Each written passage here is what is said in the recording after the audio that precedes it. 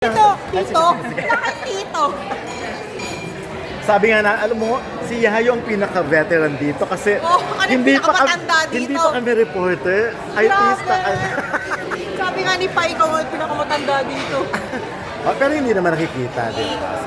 Pero kumusta yung participation mo rito sa Firefly? Although napanood namin at as usual, magaling ka namang artist. Masaya ako dito kasi maganda yung project talaga. Tapos naka-work ko ulit si Zig na matagal ko lang kaibigan. Tapos alam mo yung masayang makatrabaho, yung matagal mo ng kaibigan, matagal mo na nakasama. Like, kahit yung sila Miguel, si Isabel, may connection kami, like family. Tapos si Miguel, bye June, Merry Christmas. Si Miguel, sa Sugo pa lang, bata pa siya, kasama ko na siya. Ganun ba? Pero Yayo, hindi ka rin namimili ng role, kaya maliit ba siya or... Sabi nga ni Pai, di ba, sa mga actors, walang maliit, walang malaki. Totoo yun. Minsan, katulad dito, hindi naman ako talaga nasa buong movie. Like, maybe half or three-fourths. Pero, ganda kasi ng material so hindi mo mahihindian. Nung nabasa ko to, ako kasi meron akong paniniwala gano'n. Pag nababasa ako ng script, pag naiiyak ako, ay, gusto ko to. So nung binabasa mo yung script? Naiiyak ako. Nung first ko kasi siya nabasa, nung nag-script reading kami, parang sabi ko, ba't gano'n? May kurot. Meron din ako isang ginawang pelikula before na yun yung una kong binabasa ko, tapos umiiyak ako, sabi ko, para sa akin. Parang may gano'n akong paniniwala sa mga projects na napupunta sa akin. Masarap bang makitrabaho sa GMA Public Affairs? Alam mo, Kasi iba sila alam mo, sobrang thankful ako. Kasi dalawa pa lang ang pelikulang nilalabas ng GMA Public Affairs at GMA Pictures. Kasama ako pareho. Kaya sobrang thankful ako. Yung cheating game.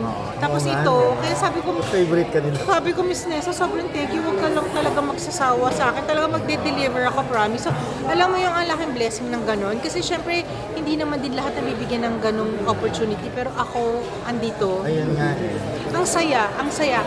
Sobrang ayos nilang katrabaho. Sobrang alaga kaming lahat. Hanggang sa promotion, wala kang masasabi. Kumusta yung parade mo na? Alam mo, yun yung nakakataba ng puso. Kasi hindi namin, kahit pagod na pagod kami. Pakilan mo namang parada ng ano? Pangalawa. Yung first, Yung first, yung with Derek and Jenny Lynn 4 years ago. Kala ko nung bata ka pa. Ay, hindi, no. Parang back pre-pandemic. Ganyan Okay. yung masaya yun. Yung movie ni Attorney Hindi ka pa Joji. nagkaroon ng film fest entry kahit ng mga bata? Hindi ko, parang wala pa akong matandaan. Marami ng regal na... Hindi. And Di ba ano rin- tumigil ako for a while? Hindi naman ako masyado oo. nagpelikula. So, ayun, ang saya kasi yung 4 na oras halos na parade na yun, talagang makita mo yung mga tao, yung gigil sila, tapos excited sila, di ba? As in, sobrang daming tao. Nakakamiss, no? Hindi namin nakalain. Kaya positive kami na maganda yung receive. Hindi lang sa Firefly, sa lahat. At sana, pati sa sinihan din. Yun lang talaga. Oo, di ba? Sana ganun. Grabe yung crowd. Correct. Pero Yayo, sabi nga namin, ikaw ang pinaka-veteran dito, di ba? Pero ba't ang bata ng face mo? Hindi ko alam. Hindi lang. Hindi, anong sekreto? Parang ang dami na namin na-interview na kasing age mo. Pero ang layo ng itsura mo sa itsura nila. Hindi, siguro talaga nature ko lang yung, di ba Ana, lagi lang naman ako nakatawa. Kahit na marami naman stress everyday, tas marami dyan na nangyayaring struggles. Pero I always try to see the silver lining sa bawat negative na nangyayari. Not the end of the... Oo, tsaka ako kasi, ewan ko, siguro I attribute this kind of mentality sa pagiging madasalin ko. Kasi iniisip ko, kahit anong stress, basta yung faith mo naman nandyan, parang wala kang dapat ika-worry. Basta alam mong nagdadasal ka at alam mong pinapakinggan ka sa taas. Yun na lang yung iniisip ko. Prayers, hindi love life. Ang Prayers. Pero syempre, iba rin yung love life. Kasi nakaka-positive din yun. Pero syempre, at the end of every day, yung faith mo, importante. Kasi yun yung bubuo sa'yo sa purpose. Tagal-tagal. Ha? Tagal-tagal ka na wala. Na ano? Happy ako ngayon. Ngayon may love life? Meron naman. Ay, okay. Matagal So, na. Pero syempre, dahil hindi naman showbiz. Pero sa ilang interview ko, nasabi ko na yun. Kaya lang tagal na kasi natin hindi nagkikita. ba? So, okay ako. Hindi, matagal na ba to yung love life na to? Mga 3 years na rin halos. Pero syempre, dahil hindi naman showbiz, I really Nung ginawa mo ba yung F-boy, may love life Wala ka? pa. Oh, okay. Oo, wala pa. Kasi iba yun. Iba yun, tsaka di ko na rin uulitin. Okay na yun, may napatunayan lang ako sa sarili ko career-wise. Tsaka personally, pag iniisip ko, ba't ko nga ba ginawa yun? Meron lang gustong patunayan sa sarili ko dati. Pero Pero, kami naman gusto namin na ang di ba, tapang mo. parang Oo. Parang minsan naman, nag-reverse lang ako ng 360. Pero okay na sa akin na napatunayan ko sa sarili ko na matapang din pala ako. na hindi nakakahon ng style mo, hindi nakakahon yung acting na alam mo. Oo, kasi parang sabi ko, ito lang ba yung kaya kong gawin? Parang feeling ko, nung binigay naman sa akin, yung parang ang wild naman. Pero, basta ang akin, na-deliver ko. Tapos, natuwa naman ako sa acceptance. Hindi lang ng fans, ng industry. Oo nga eh. Kasi, ultimo yung mga director talagang, oh my God, ganyan. Pero, hindi ko na ulitin yun. Okay na ako. Okay na ako. May na-prove na ako. Tsaka, masaya naman. Pero yung love life ngayon, nakaplano ba to? Hindi siya nakaplano, yung love life na nag-umpisa nung pandemic, hindi naman siya planado. Di ba, minsan hindi pag plano, hindi naman natutuloy. Parang binibigay siguro talaga sa'yo ni Lord kung kailan dapat. Pero syempre gusto kong alagaan kasi unang-una hindi naman siya showbiz. So okay na rin sa akin yung tahimik. Pero, gusto pa ba mag-asawa yan? Ayoko na mag-asawa. Okay, so... Pero okay ako na meron nakakapagpasaya, tapos meron kang kalaging kausap, may kasama ka. Okay ba sa kanya yung ganyan? Kaya nga baka mamaya siyang may gustong Actually, settle down or... yeah, napapag-usapan namin yun. Pero, he respects me and he respects kung ano may decision ko.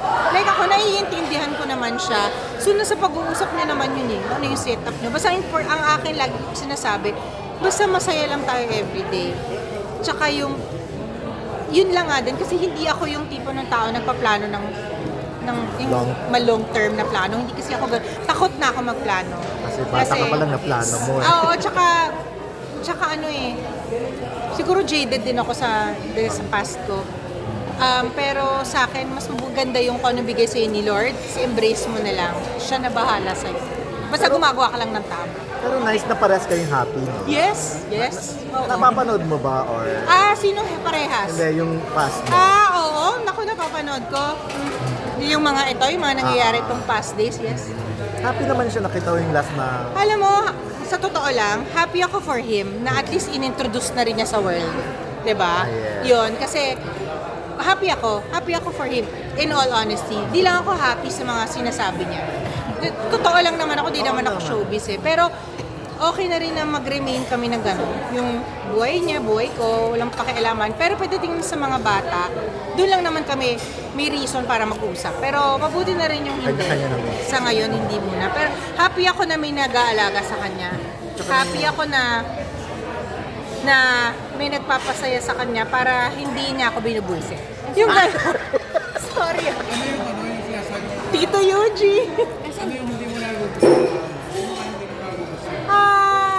Kasi open book mga naman yan blaming, eh. gano'n. Maraming sa social media ngayon na yun na, mga lumabas. Tapos syempre marami nakakarating sa akin.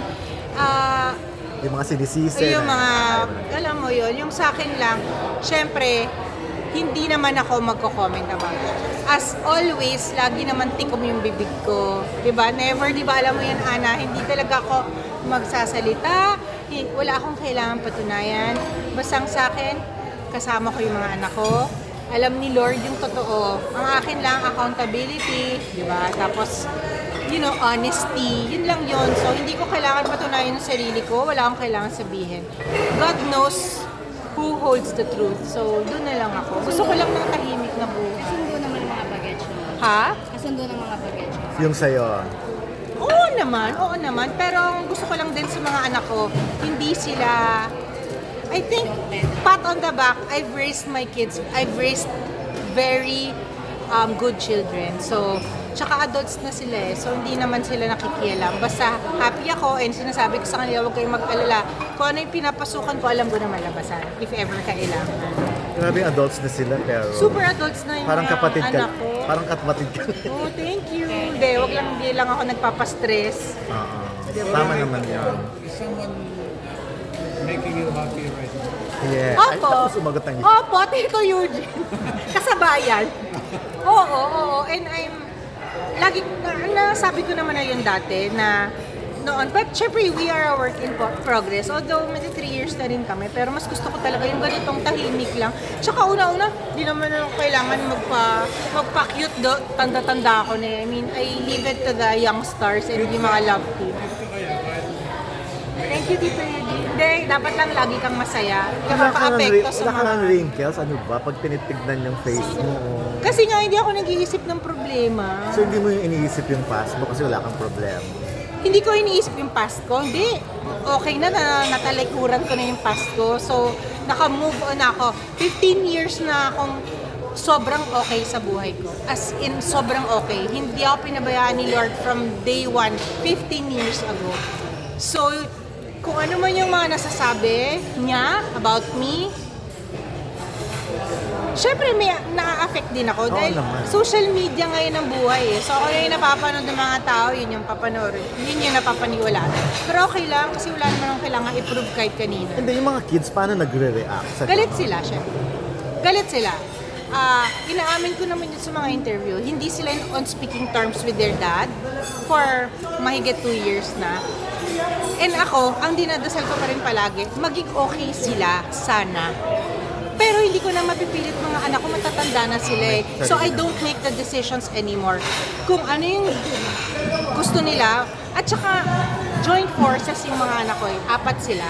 They all think the same, they all speak the same. So I think wala na rin sa akin yung problema. Okay na, Ana? Yun lang. May